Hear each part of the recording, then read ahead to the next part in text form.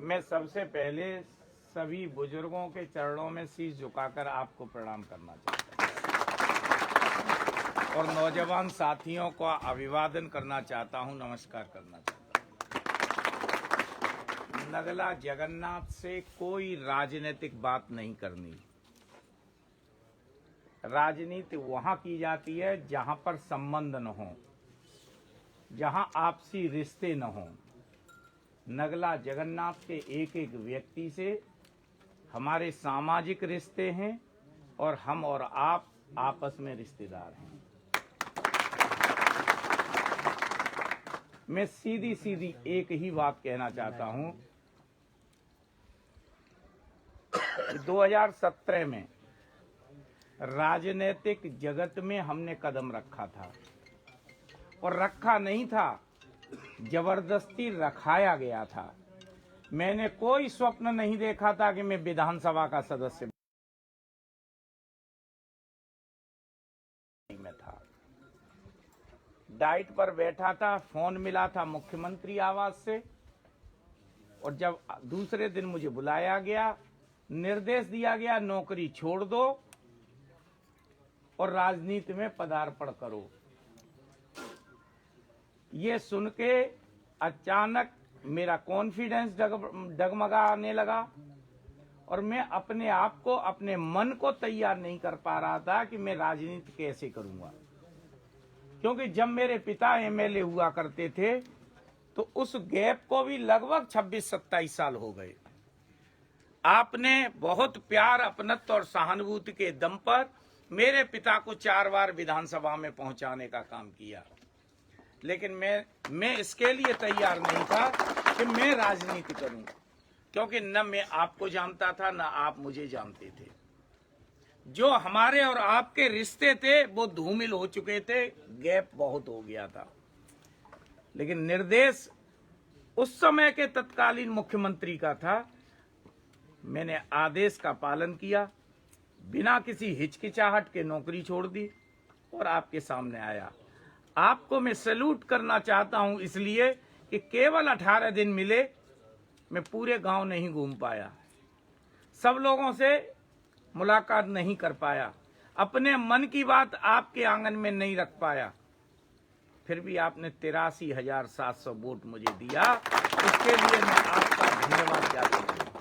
और मैं आपसे कहना चाहता हूं कि जिस समय मेरी हार हुई, हारने के बाद नेता महीने 2 महीने ही नहीं, साल 2 साल और 3 साल घर से नहीं निकलते, चाहे वो जीत जाए चाहे हार जाए।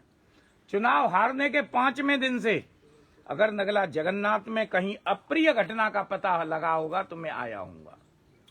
ऐसा कोई गांव नहीं छोड़ा जो इन 5 साल में 10-10 चक्कर न लगाए हो। कोई घर नहीं छोड़ा जिसमें अगर कोई घटना या दुर्घटना हुई हो या कोई सुखद आमंत्रण मिला हो, मैं ना आया हूं।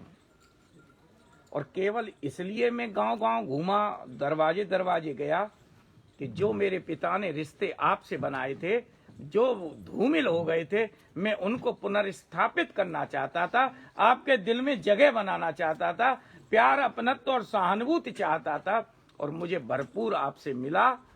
और यही कारण था कि समाजवादी पार्टी के राष्ट्रीय अध्यक्ष ने जब सर्वे कराया तो आपके बेटे, आपके भाई का पहला नंबर था।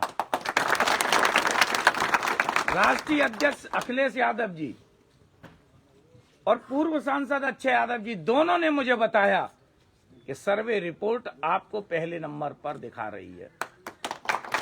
तो मुझे पूरा कॉन्फिडेंस था कि मुझे टिकट मिलेगी।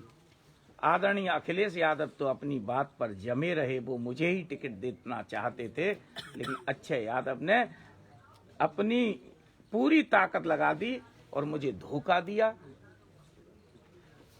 मुझे टिकट कटवाने में उनका रोल रहा। मैं आपसे केवल न्याय मांगने आया हूं। इस धर्म और अधर्म की लड़ाई में आप मेरा साथ दो, यही मैं आज अनुनय विनय करने आया हूं, प्रार्थना अभ्यर्थना आपसे करने आया हूं। और इसके अलावा मैं आपको आश्वस्त करना चाहता हूं, नगला जगन्नाथ के लोगों, आपके मान सम्मान और स्वाभिमान में कोई कमी नहीं आएगी। जहां तक विकास की बात है, आज मैं मजबूर हूं आपके सामने भीख मांगने आया हूं। आज तो आप जो कहलवाओगे मैं कह दूंगा, लेकिन मेरे धमनियों में वो रक्त है। मैं झूठी बात नहीं कहना चाहता, मैं विकास की कोई बात नहीं कहना चाहता, मैं कोई आश्वासन भी नहीं देना चाहता। मैं तो केवल इतना देखना चाहता हूं कि नेता जब किसी कुर्सी पर बैठ जाता है तो उसे कुछ नशा हो जाता है। मैं भी देखना चाहता हूं कि मुझे कितना होगा। केवल एक बार काट की हांडी बार बार नहीं चढ़ती। केवल 5 साल में इस अपने भाई को बिल्कुल नाकारा और नालायक समझते हुए मुझे वोट कर दो। मेरा विश्वास है कि मैं आपकी भावनाओं पर, आपकी अपेक्षाओं पर और आपकी आकांक्षाओं को कभी मरने नहीं दूंगा। उस पर खरा उतरने का काम करूंगा। यही प्रार्थना आपसे है। और ये बड़े बड़े लोग जो धन कुबेर पर बैठे हैं, जो लक्ष्मी पुत्र हैं, ये आपसे रिश्ता नहीं मानेंगे। रिश्तेदारी हमेशा बराबर वाले से होती है, इसलिए इस गरीब से रिश्ता जोड़ो, मुझे वोट करो, मेरी भावनाओं को आहत होने से बचा।